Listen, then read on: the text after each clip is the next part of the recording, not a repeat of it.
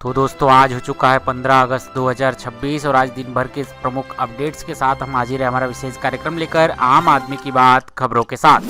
देश ने मनाया 80वां स्वतंत्रता दिवस। 15 अगस्त 2026 को भारत ने 80वां स्वतंत्रता दिवस मनाया। लाल किले से प्रधानमंत्री नरेंद्र मोदी ने तिरंगा फहराकर राष्ट्र को संबोधित किया।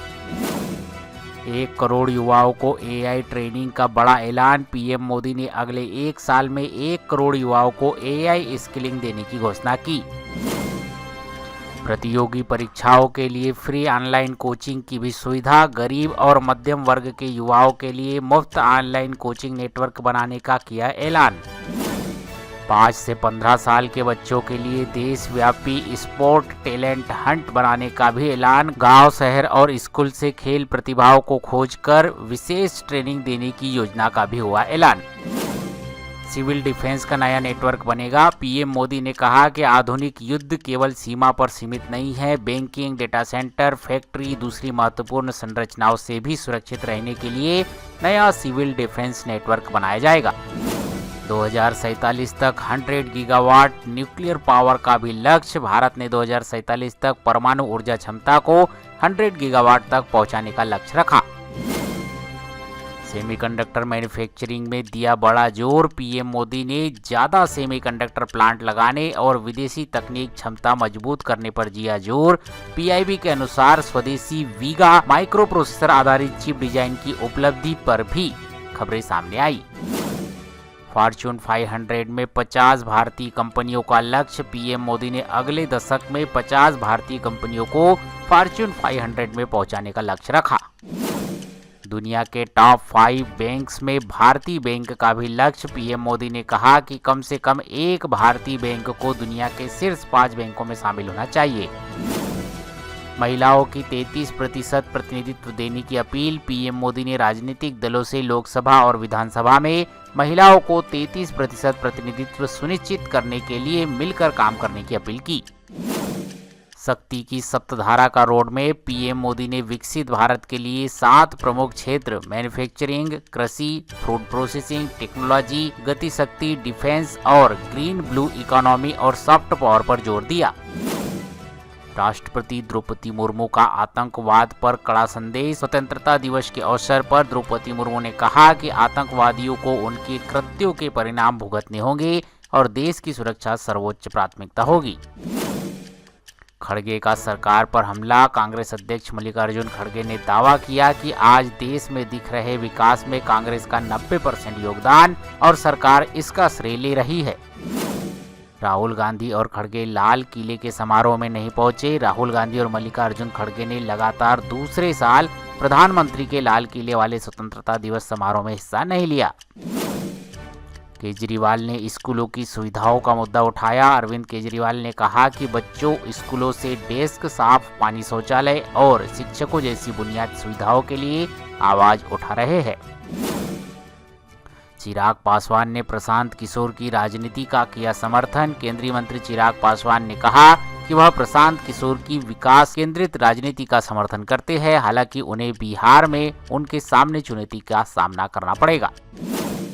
यूपी में युवाओं के लिए यूथ ब्रिगेड स्कीम का ऐलान। मुख्यमंत्री योगी आदित्यनाथ ने स्वतंत्रता दिवस के अवसर पर युवाओं के रोजगार और बिजनेस अवसरों को बढ़ाने के लिए यूथ ब्रिगेड स्कीम की घोषणा की। कर्नाटक में 72,000 सरकारी पद भरने का ऐलान। डीके शिव कुमार ने लगभग 72,000 सरकारी रिक्तियों को अगले 6 महीने में भरने की बात कही। साथ ही एआई शिक्षा और टेक्नोलॉजी पर जोर दिया। कर्नाटका के स्कूलों में एआई एजुकेशन। कर्नाटक में कक्षा 6 से एआई शिक्षा शुरू करने और कोडिंग गुरुकुल जैसे पहल की घोषणा की गई। दिल्ली में डीटीसी बस हादसा। पूर्व दिल्ली में न्यू अशोक नगर में डीटीसी इलेक्ट्रॉनिक बस की चपेट में आने से कक्षा 8 की छात्रा की मौत की खबर सामने आई। अरुणाचल में बाढ़, भूस्खलन, 5 जवानों के लापता होने की खबर। दिबंग वैली में फ्लैश फ्लड से आर्मी कैंप के 2 शेल्टर्स बहे। 7 जवानों में से 2 बचाए गए जबकि 5 अभी लापता। साथ ही 4 मजदूरों के मारे जाने की भी आई खबर सामने। कई राज्यों में भारी बारिश का अलर्ट। आईएमडी के पूर्वानुमान के अनुसार कई राज्यों में भारी बारिश का अलर्ट जारी। आंधी और तेज हवाओं की संभावना बनी हुई। हिमाचल समेत कई क्षेत्रों में विशेष चेतावनी दी गई।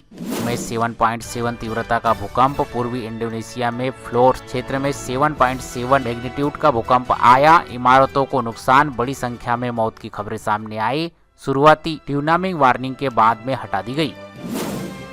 यूपीआई बना भारत की डिजिटल इकोनॉमिक की बड़ी ताकत। सरकारी आंकड़ों के अनुसार फाइनेंशियल ईयर 2025-26 में यूपीआई का ट्रांजैक्शन 314 लाख करोड़ से ज्यादा रहा।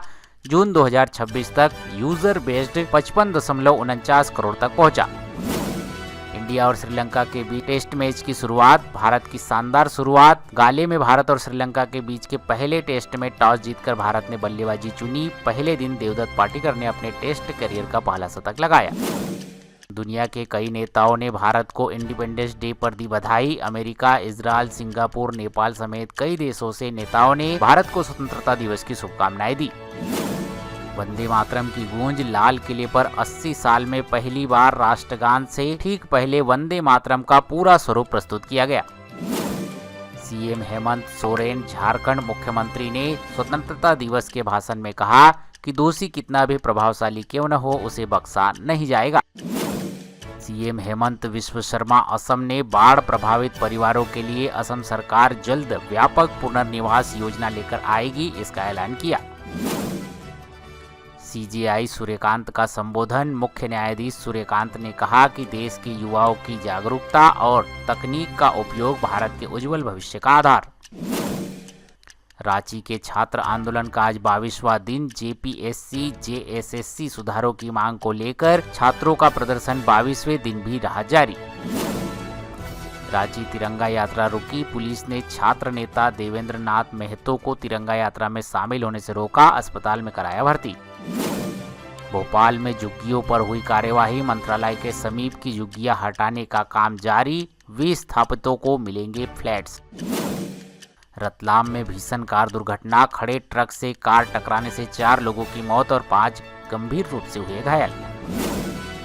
तो ये थे आज दिन भर के कुछ प्रमुख अपडेट्स। उम्मीद करता हूँ आज के इस वीडियो में दी गई ये जानकारी आपको पसंद आई होगी। ये वीडियो जानकारी अपडेट आपको अच्छी लगी हो, वीडियो को लाइक शेयर, चैनल को सब्सक्राइब कीजिए। मिलते हैं आपसे अगले वीडियो में, तब तक के लिए जय हिंद, वंदे मातरम।